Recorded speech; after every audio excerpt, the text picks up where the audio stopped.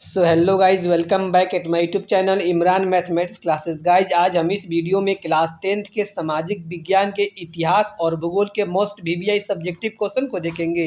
तो आप लोग इस वीडियो को एंड तक जरूर देखिएगा, क्योंकि इस वीडियो में जो भी क्वेश्चन को बताया गया है मोस्ट वीवीआई सब्जेक्टिव क्वेश्चन को बताया गया है। तो अगर आप अभी तक इस चैनल को सब्सक्राइब नहीं किए हो तो चैनल को सब्सक्राइब करें और साथ ही बेल आइकन को भी प्रेस करें, जिससे कि इस प्रकार के जब मैं कोई भी वीडियो अपलोड करूं तो उसका नोटिफिकेशन आपको समय समय पर मिलता रहे। तो इसी के साथ अपनी क्वेश्चन की करते हैं शुरुआत। इसमें हमारा पहला क्वेश्चन है, बहुराष्ट्रीय कंपनियां क्या है। यानी हमें बताना है कि बहुराष्ट्रीय कंपनियां किसे कहते हैं। बहुराष्ट्रीय कंपनियां वैसी कंपनियों को कहते हैं जो अपना व्यापार एक से अधिक देशों में करता है, तो वैसे कंपनियां को हम लोग बहुराष्ट्रीय कंपनियां कहते हैं। तो आइए हम इस क्वेश्चन का आंसर देखते हैं।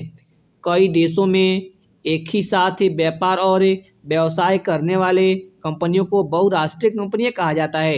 यानी कि वैसी कंपनियां जो अपना व्यापार एक ही साथ कई देशों में करे, तो वैसी कंपनियां को हम लोग बहुराष्ट्रीय कंपनियां कहते हैं। इस तरह की कंपनियों का उत्कर्ष 1920 के बाद हुआ। इस तरह की कंपनियों का उत्कर्ष 1920 ईस्वी के बाद हुआ। तो मैं उम्मीद करता हूं कि आप लोगों को यह क्वेश्चन समझ में आया होगा। तो इसी के साथ अब हम अपने अगले क्वेश्चन तक बढ़ते हैं। फसल चक्रण मृदा संरक्षण में किस प्रकार सहायक है। यानी फसल चक्रण का मतलब होता है कि अपने खेतों में जब हमें अदल बदल के कोई फसल उगाते हैं तो उसको हम लोग कहते हैं फसल चक्रण। यानी कि हमें बताना है कि फसल चक्रण मृदा संरक्षण में किस प्रकार सहायक है। तो हम लोग सबसे पहले इस क्वेश्चन को समझते हैं। मान लेते हैं कि आप अपने खेत में लगातार गेहूं की फसल उगा रहे हो, तो उससे क्या होगा, उससे आपकी जमीन की जो भी उपजाऊ मिट्टी है वह बरकरार नहीं रहेगी। यानी वह दिन ब दिन घटता जाएगा। यानी आपकी मिट्टी वह उपजाऊ नहीं रह पाएगा। अगर लगातार आप गेहूं की खेती कर रहे हैं कि अपने खेतों में, तो गेहूं आप पे बढ़िया से नहीं काट सकते हैं, गेहूं की फसल नहीं हो पाएगी। तो इसी क्वेश्चन में हमें बताना है कि हम लोग फसल चक्रण क्यों करते हैं अपने खेतों में। तो आइए हम इस क्वेश्चन का आंसर देखते हैं। फसल चक्रण द्वारा मृदा के पोषण स्तर को बरकरार रखा जा सकता है। यानी कि अगर हमें फसल को अदल बदल के अगर खेतों में उगाते हैं तो उससे हमारे मृदा की जो पोषण स्तर होता है उसको हम लोग बरकरार रख सकते हैं। अगर हमें यदि गेहूं, कपास, मक्का, आलू आदि के लगातार उगाने से मृदा में हरास उत्पन्न होती है। यानी कि अगर हम लगातार गेहूं या कपास या मक्का या आलू को हम लोग अगर लगातार अपने खेतों में उगाएंगे, उससे जो हमारी मिट्टी रहेगी वह उपजाऊ नहीं रह पाएगी। इसे हम तिलहन दलहन की खेती के द्वारा पुनः प्राप्त किया जा सकता है। यानी कि अगर हम लगातार गेहूं, कपास, मक्का, आलू की लगातार खेती करते हैं तो उससे जो हमारी मृदा रहेगी वो उपजाऊ नहीं रह पाएगी। तो उसको हम लोग फिर उपजाऊ बनाने के लिए हम लोग उसमें तिलहन और दलहन का खेती करते हैं, जिसकी वजह से इससे नाइट्रोजन का ऑक्सीकरण होता रहता है। यानी अगर हम खेतों में तिलहन और दलहन की खेती करते हैं तो उससे हमें नाइट्रोजन का ऑक्सीकरण होता है। यानी हमारे खेतों में जो नाइट्रोजन होता है वह बरकरार बना रहता है। इसलिए फसल चक्रण मृदा संरक्षण में इस प्रकार सहायक है। यानी इसलिए फसल चक्रण हमारे खेतों के लिए अति महत्वपूर्ण है। उम्मीद करता हूँ कि आप लोग यह क्वेश्चन समझ में आ गया होगा। तो इसी के साथ हम अपने नेक्स्ट क्वेश्चन तक बढ़ते हैं। इसमें हमारा अगला क्वेश्चन है, दांडी यात्रा का क्या उद्देश्य था। यानी हमें बताना है कि हमें दांडी यात्रा किसके कारण हुआ, इसका उद्देश्य क्या था। तो दांडी यात्रा का मुख्य उद्देश्य यह था कि नमक कानून को भंग करना था। दांडी यात्रा का मुख्य उद्देश्य था नमक कानून को भंग करना था। तो आइए हम इस क्वेश्चन का आंसर विस्तार से देखते हैं। यह यात्रा गांधी जी के द्वारा शुरू किया गया। यानी जो दांडी यात्रा हुआ वह गांधी जी के द्वारा शुरू किया गया था, जिसमें गांधी जी ने अपने 78 सहयोगियों के साथ यानी गांधी जी और उसके 78 सहयोगी यानी गांधी जी के साथ देने वाले 78 सहयोगी के साथ 12 मार्च 1930 से चलकर 6 अप्रैल 1930 तक दांडी पहुंचे। यानी गांधी जी अपने 78 सहयोगियों के साथ 12 मार्च 1930 से चलकर 6 अप्रैल 1930 तक दांडी पहुंचे। यानी दांडी या गुजरात में एक गांव है, वहां पे पहुंचे और वहां से उन्होंने समुद्र के पानी से नमक बनाकर नमक कानून को भंग किया। यानी गांधी जी ने दांडी पहुंचकर वहां से समुद्र के पानी से नमक बनाकर नमक कानून को भंग किया। दांडी यात्रा का मुख्य उद्देश्य नमक कानून को भंग करना था। तो मैं उम्मीद करता हूं कि आप लोगों को यह भी क्वेश्चन समझ में आया होगा। तो इसी के साथ अब हम अपने अगले क्वेश्चन तक बढ़ते हैं। इसमें हमारा अगला क्वेश्चन है, खनिजों के संरक्षण एवं प्रबंधन से आप क्या समझते हैं। यानी कि हमें बताना है कि खनिजों के संरक्षण और प्रबंधन से आप क्या समझते हैं। तो आइए हम इस क्वेश्चन को आंसर से समझते हैं। तो इसका हमारा आंसर हो जाएगा खनिज पदार्थ अशुद्ध अवस्था में खदानों से प्राप्त होते हैं। यानी जो भी खनिज पदार्थ हम लोग भूमि से निकालते हैं वह अशुद्ध अवस्था में होता है। अतः अशुद्ध खनिजों का शुद्धिकरण खनिज का प्रबंधन कहलाता है। यानी कि हम लोग जो भी खनिज पदार्थ खदानों से प्राप्त करते हैं यानी खोद के जमीन से निकालते हैं वह प्योर शुद्ध नहीं रहता है, उसमें अशुद्धियाँ मिला रहता है। और उसी अशुद्धियों को अगर हम लोग शुद्ध करते हैं तो उससे ही हम लोग खनिज का प्रबंधन कहते हैं। और साथ में हम यह भी जानते हैं कि जो हमारा खनिज पदार्थ है वह सीमित मात्रा में यानी बहुत कम मात्रा में है। तो अगर हम खनिजों को योजनाबद्ध तरीके से अगर हम लोग उपयोग करेंगे तो उसको हम लोग कहते हैं संरक्षण। यानी सीमित खनिज भंडारों का योजनाबद्ध तरीके से पीढ़ी दर पीढ़ी उपयोग खनिज का संरक्षण कहलाता है। जो भी हमारे खनिज पदार्थ खदानों से प्राप्त होता है वो अशुद्ध अवस्था में होता है। यदि हमें उस खनिजों को अगर शुद्ध करते हैं तो उसको हम लोग कहते हैं खनिज का प्रबंधन। और हम यह भी जानते हैं कि जो खनिज होता है वह सीमित मात्रा में है और खनिजों को जब हम लोग योजनाबद्ध तरीके से उपयोग करते हैं तो उसको कहते हैं हम लोग खनिज का संरक्षण।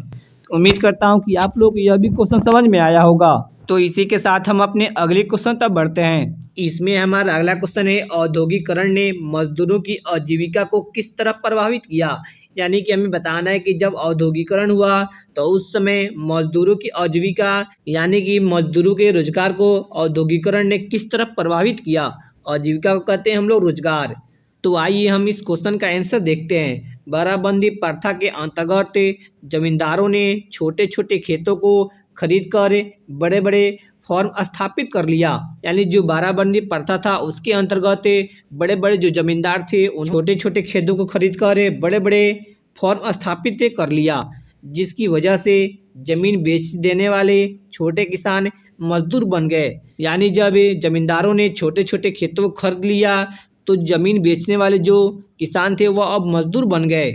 आजीविका उपार्जन हेतु काम धंधों की खोज में पास के शहरों में काम करने के लिए असंख्य मजदूर कम मजदूरी पर भी तैयार हो जाते थे।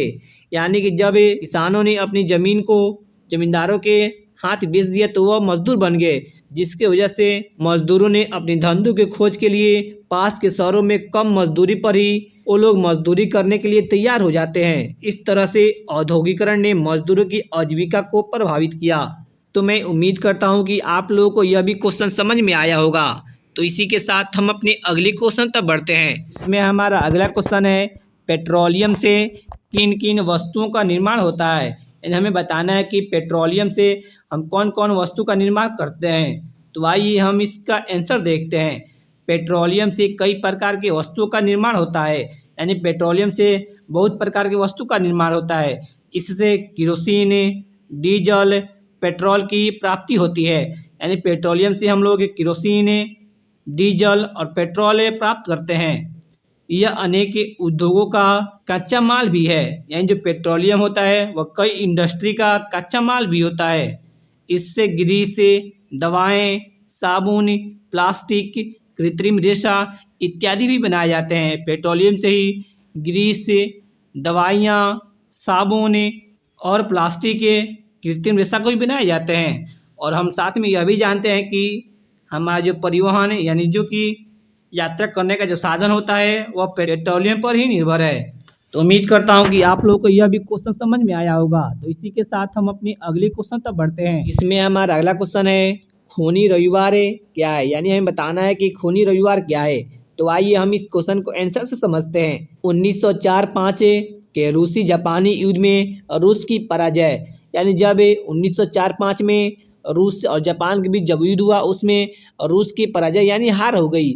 उसके बाद रूस में क्रांति हो गई। जब रूस की हार हो गई उस युद्ध में तो रूस में क्रांति हो गई, जिसकी वजह से 9 जनवरी 1905 को रूसी जनता ने रोटी दो के नारे के साथ ही जार के महल के पास पहुंच गए। जब रूसी जापानी युद्ध में जब रूस की हार हो गई तो उस समय रूस में क्रांति हो गई, जिसकी वजह से 9 जनवरी 1905 ईस्वी को रूसी जनता ने रोटी दो नारे के साथ जार के महल पहुंच गए।